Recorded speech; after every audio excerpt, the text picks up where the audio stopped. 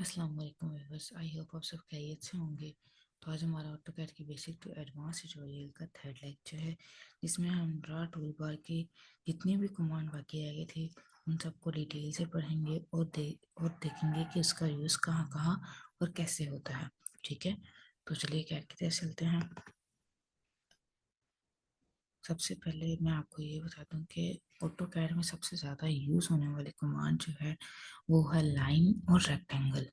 दोनों का बहुत ही ज़रूरी काम होता है ऑटोकैड में, क्योंकि इसके ज़रिए से हम एक परफेक्ट ड्राइंग बना सकते हैं, उसमें बिल्कुल एक्यूरेसी ला सकते हैं और बहुत कुछ। ठीक है, तो पिछले लेक्चर में हमने लाइन, पॉलीलाइन, सर्कल और आर्क को डिटेल से पढ़ा था। आगे हम आज जो करेंगे वो है रेक्टेंगल, इलिप्स, हेड, और ये आपके पास छोटा सा जो एरो नजर आ रहा है इसको कहेंगे। तो जो जितने भी हमारे पास कमांड है इनको डिटेल से पढ़ेंगे। ठीक है, सबसे पहले रेक्टेंगल।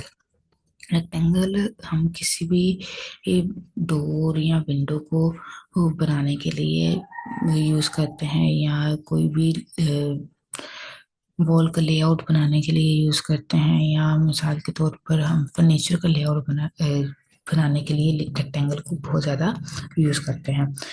जब हम मिसाल के तौर पर हमने कोई कह लें कि 40/60 का एक प्लॉट लेना है, हम चाहते हैं कि बिल्कुल एग्जैक्ट डायमेंशन के साथ हमारी जो रेक्टेंगल है या लाइन लगे हैं, तो हम बिल्कुल एक्यूरेट और परफेक्ट करने के लिए भी हम थ्री डायमेंशन के साथ भी रेक्टेंगल को लगा सकते हैं। ठीक है, तो ये जब और साथ ही साथ हमने जो प्लॉट बनाया होगा, हाँ जाहिर सी बात है हमने उसको इस तरह बनाना है कि देखने वाले को अच्छा लगे। ठीक है, तो हम ज़्यादातर क्या प्लॉट में ऐड करते हैं, 2D प्रोजेक्ट के प्लॉट में हम फर्नीचर ऐड करते हैं। फर्नीचर हमारा बहुत क्या नाम है, उसको लगाने से हमारी ड्राइंग बहुत क्या नाम है अट्रैक्टिव दिखती है। ठीक है, तो हम रेक्टेंगल की मदद से जैसे कि टेबल हो गया, बेड हो गया और साइड वाला कैबिन हो गया, ये सारा हमें ना आसानी से रेक्टेंगल की मदद से बना सकते हैं।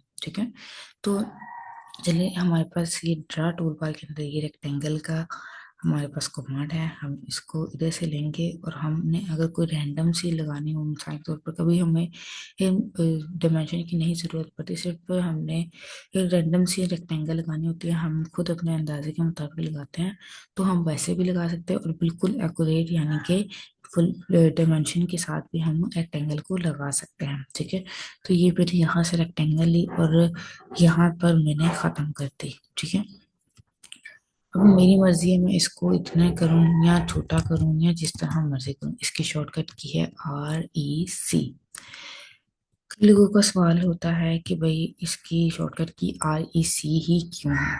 ठीक है, तो आर से ऑटोकैड में एक अलग कमांड एक्टिव होती है, RE से अलग कमांड एक्टिव होती है, और RE से अलग होती है। फिर इस वजह से REC रखा गया ताकि इसको जैसे ही हम लिखे तो आगे कोई ऑप्शन ना आए, फौरन हमारी कमांड एक्टिव हो जाए। ठीक है, तो हम REC ये लिखे एंटर दबाएंगे तो अब हम उसको अपनी मर्जी के मुताबिक रेक्टेंगल को ड्रा कर सकते हैं। ठीक है, तो अब बात ये आती है कि भाई मैं फुल डायमेंशन के साथ क्या नाम है कैसे ड्रा कर सकती हूँ रेक्टेंगल। ठीक है, तो सबसे पहले मैंने ये लिया।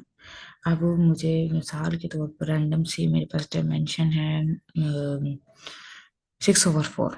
ठीक है, तो मैंने सबसे पहले ये लिखना है @, फिर मैं लिखूंगी 6 फीट और फिर कोमा, फिर 4 फीट। अब ये क्यों नहीं लगी, क्योंकि हमने फिट का सिंबल लगाया था, तो सिंबल लगाया था लेकिन हमने उसकी क्या कहते हैं सेटिंग नहीं किया। तो UN से पहले हम सेटिंग कर लेते हैं।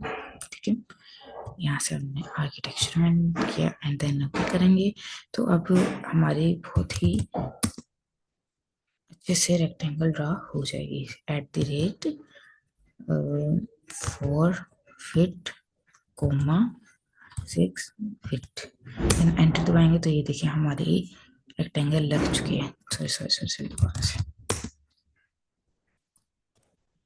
फिर हमने 6 फीट कोमा 4 फीट, हमें डबल एंटर दबाना है ताकि हमारे अच्छे से लग सके रेक्टेंगल। ठीक है, तो अब ये भी सवाल उठता है कि ये क्यों इतनी बड़ी हुई है। हम जूम आउट करते हैं तो ये देखिए हमारी रेक्टेंगल बहुत बड़ी बन चुकी है। हालांकि हमने इतनी ज्यादा डायमेंशन नहीं दी थी, क्योंकि अब हमने यूनिट की सेटिंग कर दी थी।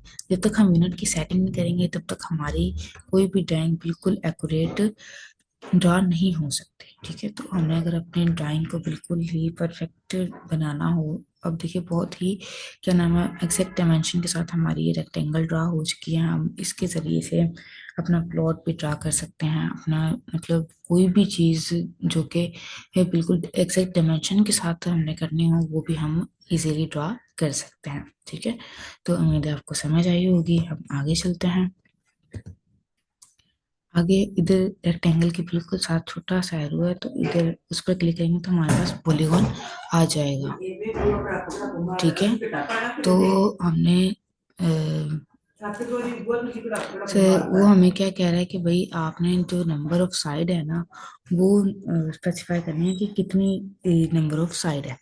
तो मैं पहले 4 लगा कर देखती हूँ। ठीक है, 4 मैंने किया एंटर, एंटर किया तो वो कह रहा है कि आपको स्पेसिफाई एंटर पॉइंट बताएं। तो मैंने ये दे दिया। देन अब वो हमारे पास 2 ऑप्शन ला रहा है, तो इसको हम बाद में समझेंगे। पहले हम सिर्फ इस पर क्लिक करके हम पॉलीगॉन ड्रा कर लेते हैं। अब ये पॉलीगॉन तो नहीं लग रहा, ये तो रेक्टेंगल लग रहा है। तो क्योंकि हमने साइड्स कितनी ली थी, सिर्फ और सिर्फ 4, इस वजह से हमारी ये ऐसे लगी है। ठीक है, तो अब हम 6 साइड्स लेकर देखते हैं ये पॉलीगॉन कैसे ड्रा हुई है। ये मैंने इधर 4 लिख दिया, देन ओके, ये मैंने सेंटर पॉइंट लिया। अब मैं इस ये वाला ले लेती हूँ। ये देखिए अब हमारा ये पॉलीगॉन ड्रा हो चुका है।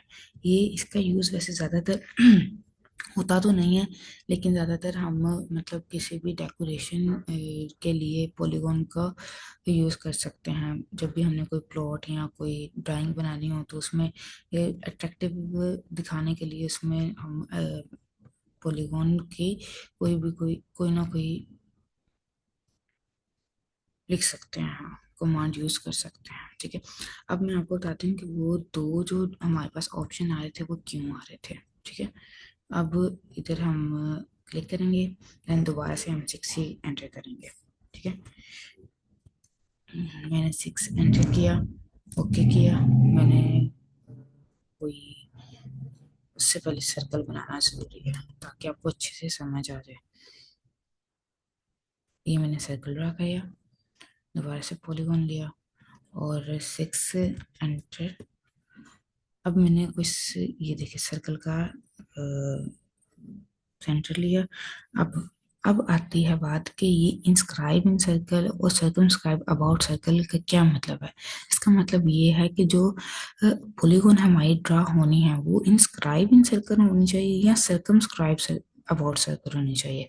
तो हम सबसे पहले यानी कि इसका मतलब ये होता है कि सर्कल के अंदर होनी चाहिए या सर्कल के बाहर। तो फर्स्ट ऑप्शन से हम सर्कल के अंदर पॉलीगॉन बड़े एक्सैक्ट तरीके से लगा सकते हैं। ठीक है, और अगर हम सर्कम अबाउट सर्कल लेंगे तो वो हमारी सर्कल के बाहर लग जाएगी।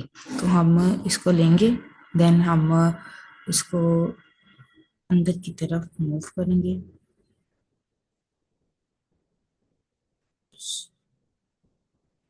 ये हमारी बिल्कुल बन गई है कॉलोनी। ठीक है, अब वो समझ आ गई होगी कि इसका मतलब क्या था हमारे ऑप्शन का।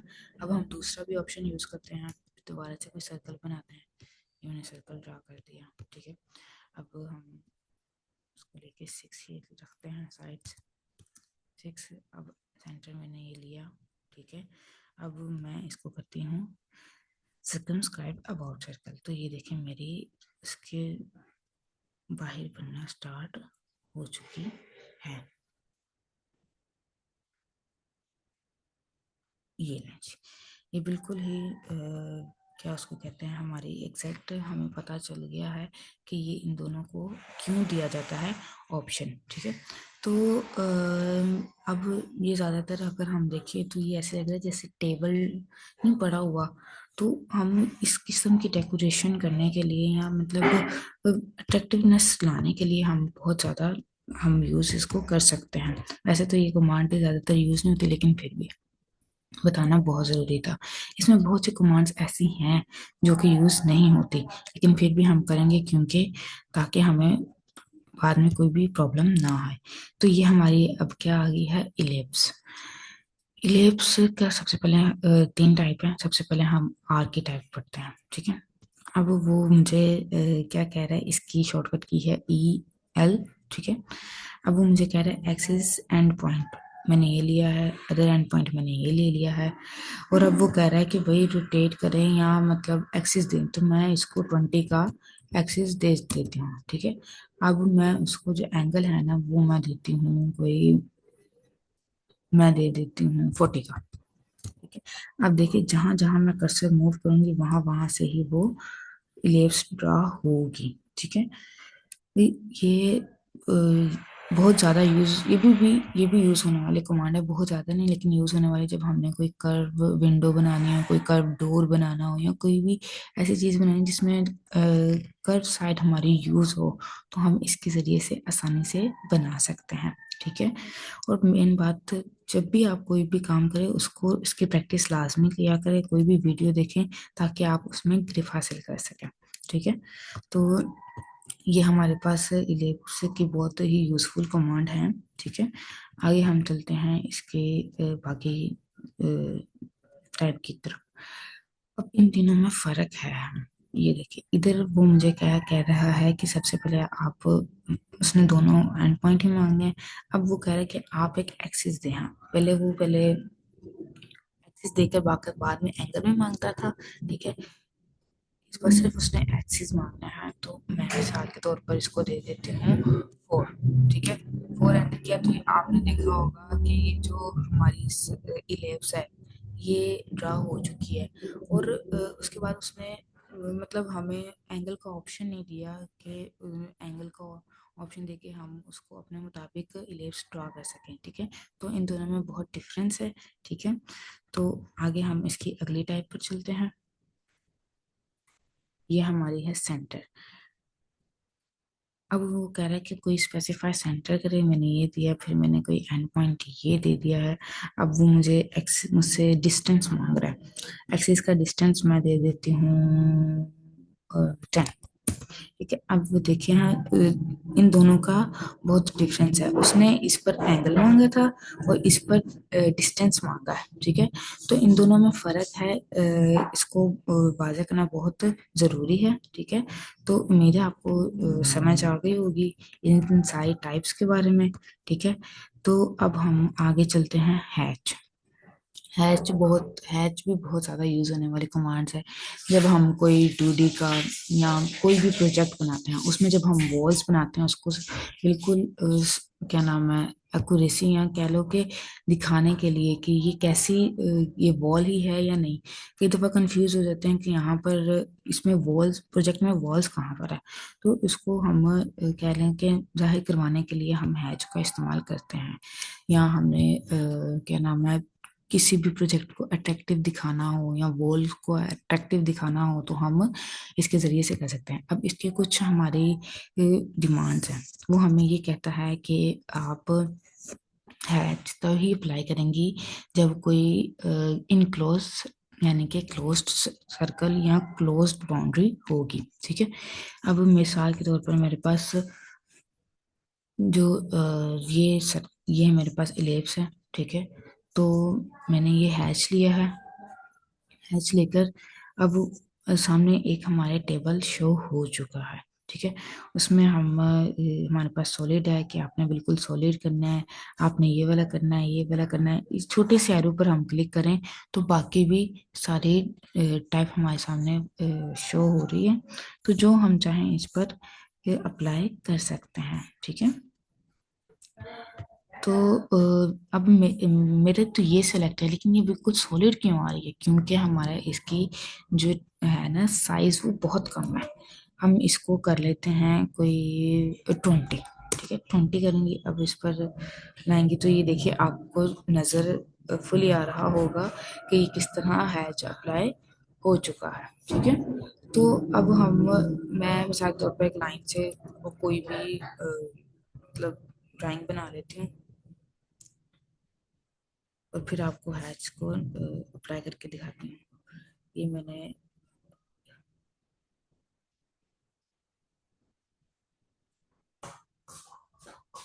ठीक है, ये मैंने ड्रा कर लिया। अब मैं चाहती हूँ दोबारा से कि भाई मैंने हैच अप्लाई इसके ऊपर करना है। मैं मिसाल के तौर पर ये ले लेती हूँ, हाँ ठीक है। तो मैं इसके ऊपर ला रही हूँ, लेकिन ये कर्सर ला रही हूँ, लेकिन ये हैच अप्लाई नहीं हो रहा। क्यों नहीं हो रहा? क्योंकि वो बेशक थोड़ी सी है, लेकिन उसमें फासला है, बाउंड्री क्लोज नहीं है। जब तक बाउंड्री क्लोज नहीं होगी तब तक हैच अप्लाई नहीं होगा। कुछ भी कर ले, हैच अप्लाई नहीं होने वाला। लेकिन इसी को अगर मैं थोड़ा जूम करके, मैं इसको, ये मैंने बाउंड्री क्लोज कर दी है। ठीक है, अब मैं हैच लेती हूँ, कोई और ले लेते हैं। मिसाल के तौर पर इधर से हम जाकर कोई और टाइप का, चलें ये ले लेते हैं। तो जैसे ही मैं इस पर लाऊंगी तो ये देखें, हमारा हैच अप्लाई हो चुका है। ठीक है, अब ये भी है कि हम इसके यहाँ से जाकर हम इसका कलर भी चेंज कर सकते हैं। मिसाल के तौर पर मैं अगर देखें, इस पर आऊंगी, तो जैसे ही मैं किसी न किसी पर वो लाऊंगी कर्सर, तो वैसे वैसे मेरी जो कलर है ना वो चेंज होता जाएगा। तो इजीली हम हैच के बैकग्राउंड यानी कि पीछे का कलर हम चेंज कर सकते हैं। हम इधर से भी, ये बाई लेयर है हमारे पास। ठीक है, तो हम बाई लेयर पर भी जाकर उसके भी कलर चेंज कर सकते हैं। ठीक है, तो उम्मीद है यह भी आपको समझ आ गया होगा। और कई दफ़ा ये होता है कि कई दफ़ा हमारी जो साइज है ना वो बड़ा होता है, कई दफ़ा हमारा छोटा होता है। अब मिसाल के तौर पर ये मैंने रिमूव किया, देन अब मैं जो है ना, मैं इस पर हैच अप्लाई करती हूँ। ये मैंने हैच अप्लाई किया। ठीक है, अब इसके ऊपर लाऊंगी तो ये देखिए बहुत कम जाहिर हो रहा है। या कई दफा ऐसे होता है कि जाहिर ही नहीं होता। पहले मैंने आपको दिखाया कि सॉलिड था, तो फिर मैंने उसका चेंज मतलब साइज बड़ा किया। कई दफा हमें कम भी करना पड़ता है, तो इससे कंफ्यूज नहीं होना।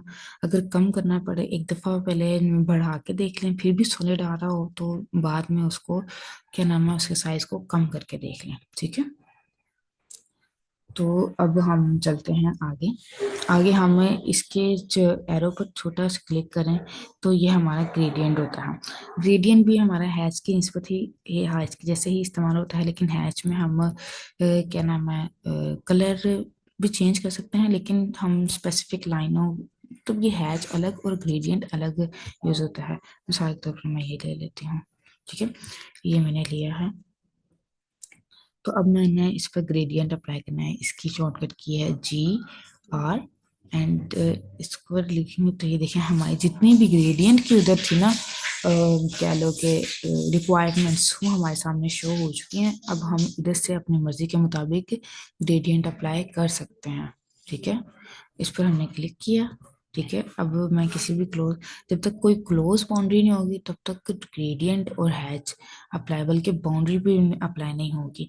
जब हम आगे, हम इसके बाद बाउंड्री पढ़ते हैं, फिर मैं आपको उसको डिटेल से समझाते हैं। ठीक है, इस पर मैंने ये क्लिक कर दिया। ठीक है, अब मैं इस पर ला रही हूँ, इस पर भी हो रहा है। जहां जहां पर भी मैं ला रही हूँ, मैं वहां वहां पर मेरा ग्रेडियंट अप्लाई हो रहा है। ठीक है, मैं इसकी मतलब टाइप भी चेंज कर सकती हूँ। मिसाल के तौर पर मैं इधर से इसका कलर भी चेंज कर सकती हूँ। ये इधर से मैं इसका कलर चेंज कर सकती हूँ, या फिर मैं इधर से इसका, तो जैसा भी हमें कलर चाहिए होगा हम वैसा चेंज करके अप्लाई कर सकते हैं इजीली। ठीक है, तो आपको उम्मीद है कि आपको समझ आ गया होगा। ठीक है, तो हम आगे नेक्स्ट चलते हैं। ये मैंने ले लिया। अब मैं कोई बाउंड्री, अच्छा, लाइन पॉलीलाइन और बाउंड्री में फर्क क्या है। पॉलीलाइन हमारी बेशक क्या नाम है, कई लाइनों लाइनों को एक ही लाइन में शो करवाती है, लेकिन बाउंड्री, जब पॉलीलाइन को हम मिसाल के तौर पर कोई प्रोजेक्ट बनाना हो ना, तो हम पॉलीलाइन से ड्रा नहीं कर सकते, क्योंकि उसका फिर हमने ऑफसेट लेना होता है। तो वो ऑफसेट लेते हैं तो उसमें बड़ा मसला होता है, तो इस वजह से हम लाइन से ही ड्रा करते हैं। लेकिन बाद में हमने जब उसको एक क्लोज्ड पॉली लाइन की निस्बत जाहिर करना हो, तो हम इसको एडिट भी नहीं कर सकते, क्योंकि उससे भी मसले आते हैं। तो हम किसका यूज करते हैं, बाउंड्री का यूज करते हैं। ठीक है, बाउंड्री भी हमें ये कहता है कि जो भी लाइनें आपने एक करनी है उसको क्या कहते हैं हम, क्लोज होना बहुत जरूरी है। सॉरी सॉरी सॉरी सॉरी, मैं लाइन लेती हूँ। ठीक है, मैंने ये रैंडम सी लाइनें लगा दी हैं।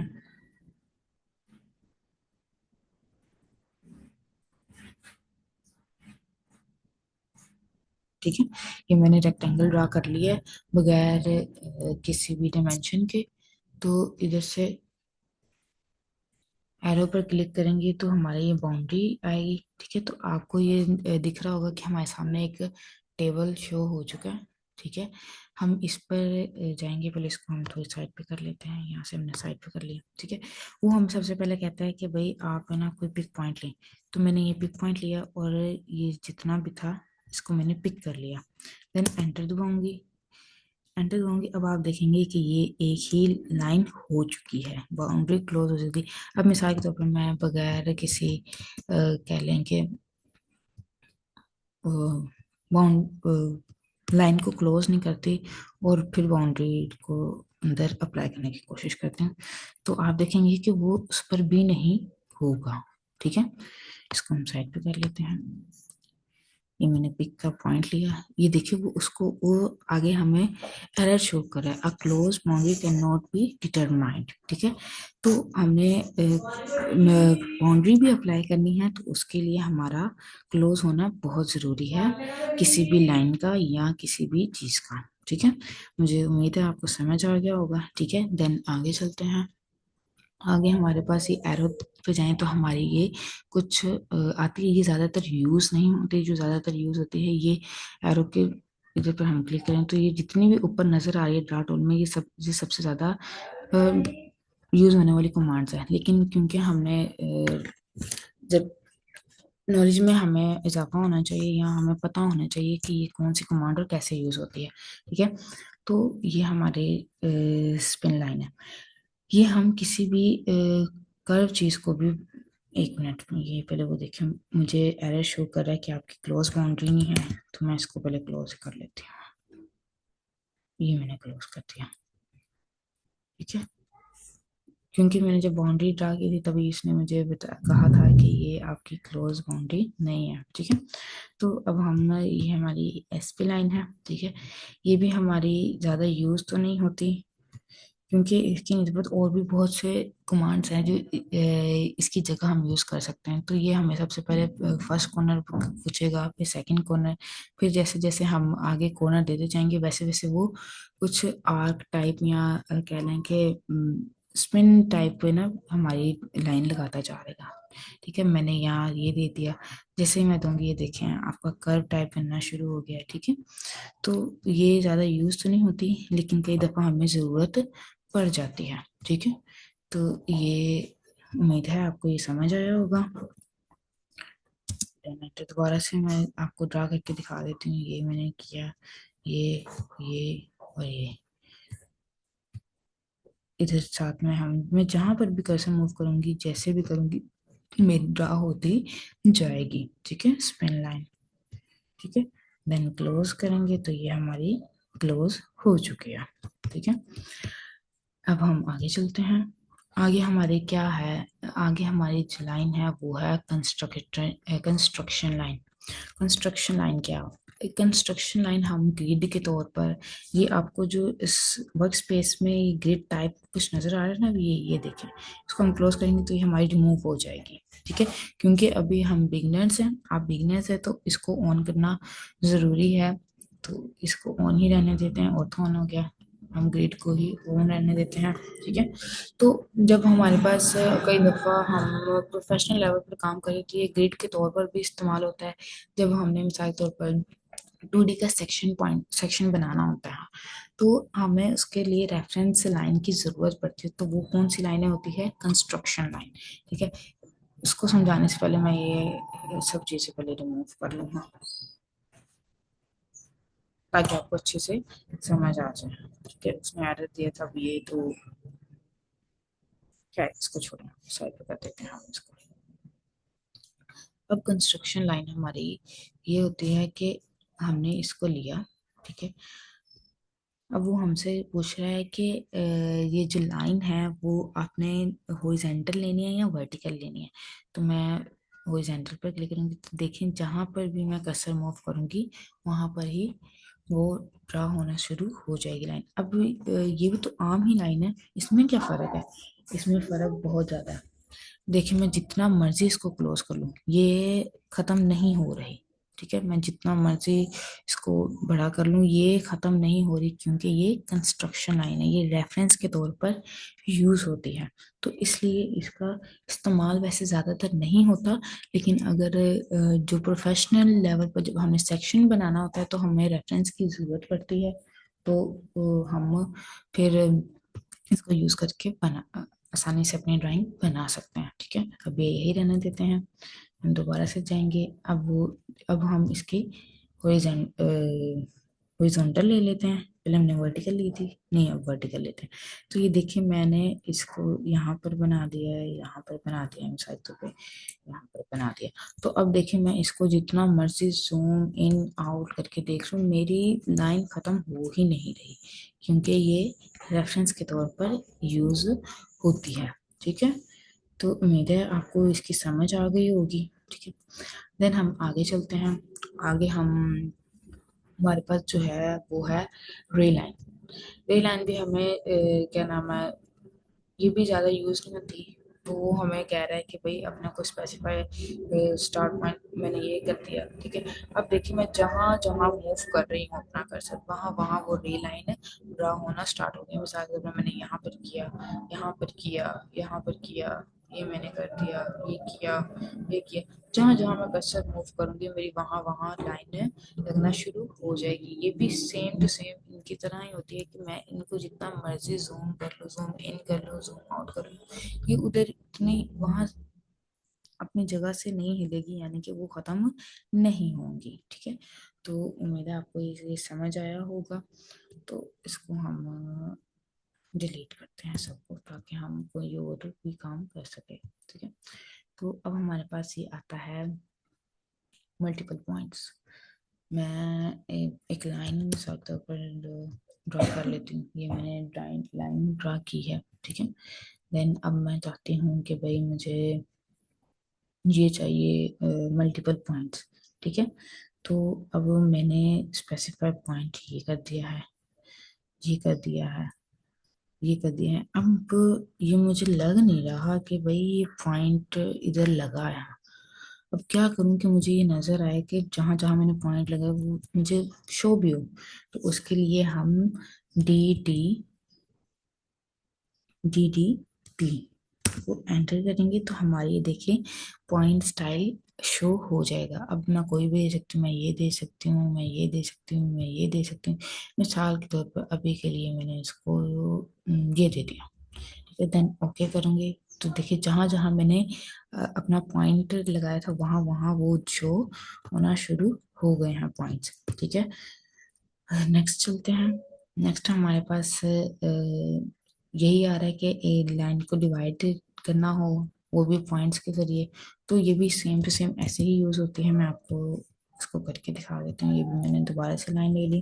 ठीक है, अब मैं इधर से ये डिवाइड लेती हूँ और मैंने इसको क्लिक। अब वो मुझे कह रहा है कि आपने कितने सेगमेंट में ये डिवाइड करना है। ठीक है, तो मैं इसको कह देती हूँ 3। ठीक है, जैसे ही मैं 3 एंटर करूंगी तो ये उसने डायमेंशन के एग्जैक्ट डायमेंशन के साथ मुझे ये शो किया। इस वजह से 2 हुई है, क्योंकि तीनों की बराबर डायमेंशन में से ही हमारी डिवाइड का जो सिंबल है वो लगा है। ठीक है, मिसाल के तौर पर इसको अब मैंने चेंज करना है, इसको करके DDP पर मैं जाऊंगी और मैं यहाँ मतलब जो भी मुझे चाहिए होगा मैं उसको कर सकती हूँ। ठीक है, जैसे ही मैंने उसको चेंज किया तो सारे चेंज हो चुके हैं। ठीक है, अब इसके बाद हमारी ये जो उनसे मैयर है, मिसाल के तौर पर ये भी हमारी ऐसे ही शो होती है। मैंने ये रेक्टेंगल बना लिया। ठीक है, अब मैं ये लेती हूँ मैयर। अब मैंने जो सिलेक्ट ऑब्जेक्ट किया वो ये किया है। ठीक है, अब मुझे कह रहा है लेंथ कितनी चाहिए आपको इसकी, तो मैं इसको मिसाल के तौर पर दे देती हूँ 5। तो आप देखेंगे ये हमारा मेजरमेंट ड्रा हो चुका है। ये भी है इसकी तरह ही लग रहा है, लेकिन इसमें फ़र्क है क्योंकि मैंने ज़्यादा इसकी मेजरमेंट दे दी है, तो ये इस वजह से हो रहा है। कंट्रोल जब दबा के इसको अनडू करते हैं, देन दोबारा से हम इसको, ये मैंने लिया, इस पर क्लिक किया। अब मैं इसको दे देती हूँ 1।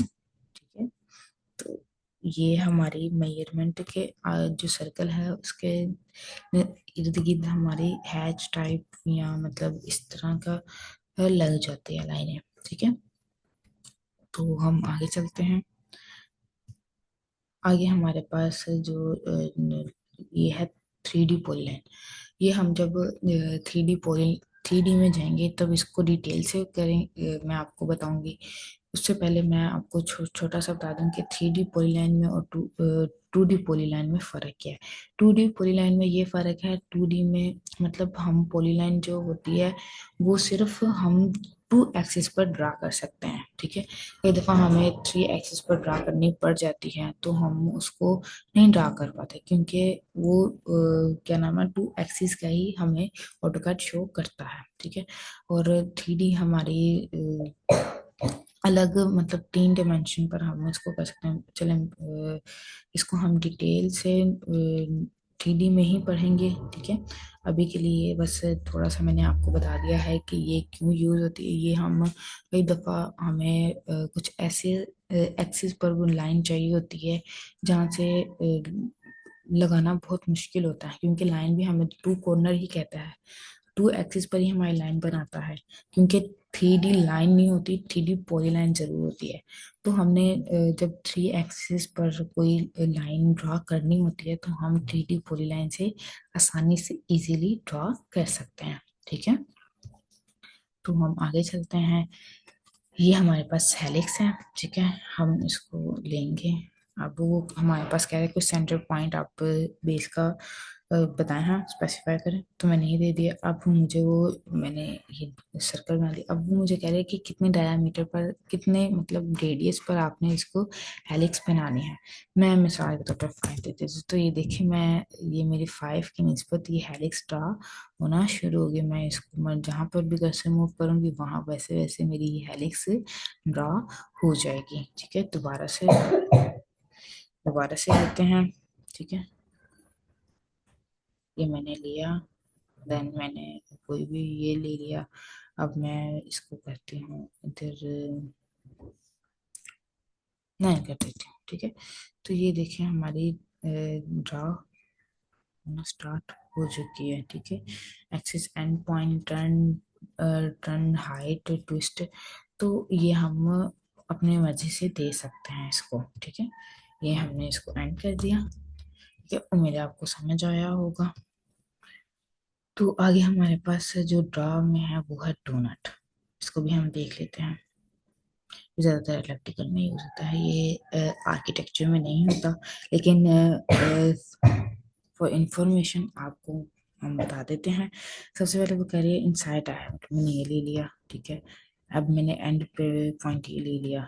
देन अब मैं इसको कोई कहने के स्पेसिफाइड डोनट दूंगी, मैं इसको दे देती हूँ मिसाल के तौर पर 5। तो ये देखिए उस सर्कल के मुताबिक उसने मेरा ये डोनट ड्रा कर दिया है। ठीक है,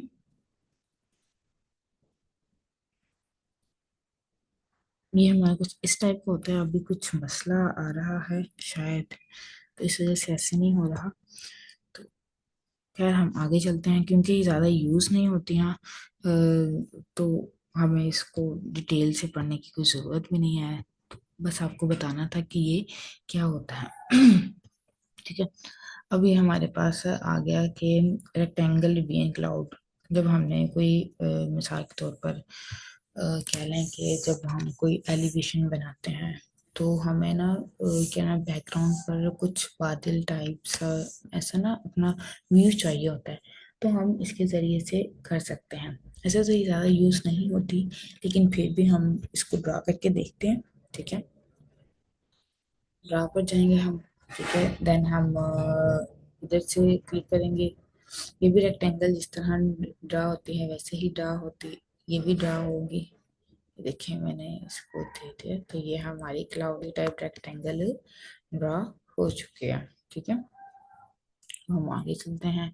आगे हमारे पास इसके साथ छोटा सा एरो है। ठीक है, वो हमारी पॉलीगॉन पॉलीगॉन हमने देखा होगा। ठीक है, तो ये देखिए मैं इसको यहाँ फिर यहाँ पर जहाँ जहाँ मैं मूव करूंगी वहां वहां मेरी पॉलीगॉन ड्रा होती जाएगी।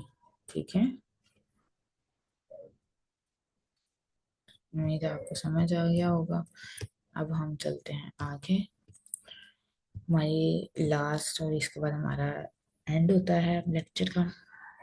तो ये फ्री हैंड भी हम अपने क्लाउड को ड्रा कर सकते हैं। जैसे ये देखिए मैं जहाँ जहाँ कर्सर ला रही हूँ, जैसे जैसे मुझे चाहिए हाँ, मैं उसके मुताबिक इजीली उसको ड्रा कर सकती हूँ। ठीक है, फ्री हैंड मैं इसको क्लाउड को ड्रा कर सकती हूँ। जैसे उसने अपना एंड पॉइंट पकड़ा, उसको नजर आया, उसने उसको पकड़ के खुद ही क्लोज कर दी है। ठीक है, तो उम्मीद है आपको समझ आ गया होगा।